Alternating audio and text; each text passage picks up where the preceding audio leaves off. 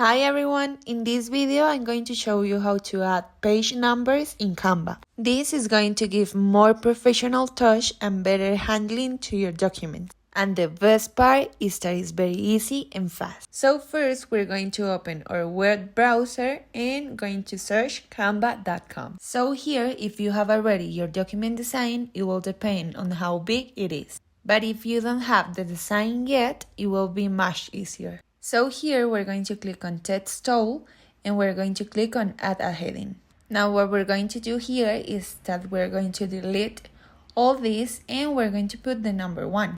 You can make it as big or as small as you want. This all depends on what you want. You can also change the font. I'm going to use this one. And when you have it ready, you can take it where you want it. You can take it to the upper part or the bottom.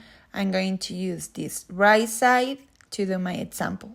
So here I'm going to show you 2 different ways if you haven't designed your document yet. So the first one is that you're going to click on duplicate page and we're going to have the same page and number. Here you can delete the 1 and put number 2.